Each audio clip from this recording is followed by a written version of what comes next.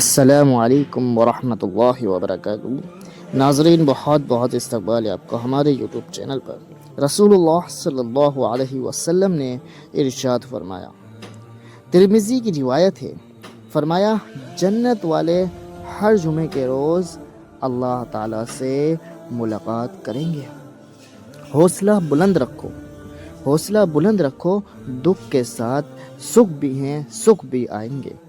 صبر ایمان کی بنیاد ہے، اخلاق انسان کی خوبصورتی ہے، سچائی قرآن کی زبان ہے، عاجزی کامیابی کی کنجی ہے، اور فرمایا دعا فرمایا مومن کا ہتھیار ہے۔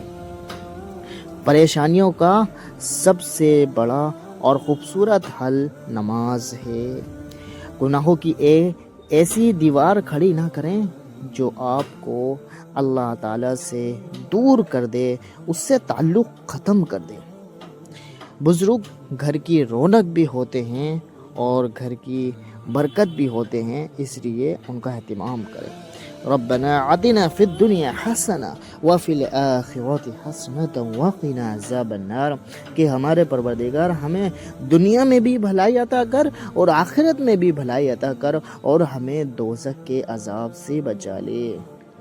سب کو معاف کر کے سویا کرو، کیونکہ یہ محمد رسول اللہ صلی اللہ علیہ وسلم کی سنت ہے۔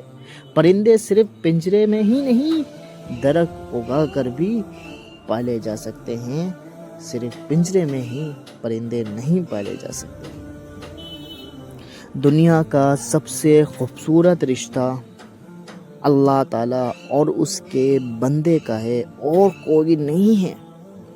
توبہ کرنے والوں کی صحبت میں بیٹھا کرو، ان کے ساتھ بیٹھا کرو، کیونکہ وہ سب سے زیادہ نرم دل ہوتے ہیں۔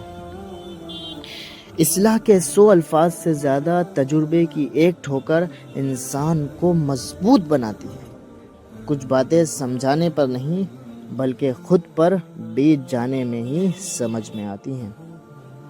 کسی کو اس کی اوقات یاد دلانے کے لیے جو الفاظ ہماری زبان سے نکلتے ہیں، سمجھ لو وہ در حقیقت وہ الفاظ دوسروں کو ہماری اوقات دکھا رہے ہوتے ہیں۔ تو اس لیے الفاظ کا استعمال سوچ سمجھ کر کریں اور درگزر سے کام لیں۔ یا مثبت اللہ ثبت قلوبنا علی دینک، اے دلوں کے ثابت رکھنے والے، تو ہمارے دلوں کو اپنے دین پر ثابت رکھ۔ شکر ادا کرنے کی وجہ سے نہیں ڈھونڈنی چاہیے، شکر ادا کرنے کی وجہ نہیں ڈھونڈنی چاہیے بلکہ عادت ڈالنی چاہیے، کیونکہ شکر گزار لوگوں سے اللہ پاک بڑی محبت کرتا ہے۔ حضرت علی رضی اللہ تعالیٰ نے فرمایا، 6 چیزوں کی شکایت کبھی نہ کرنا۔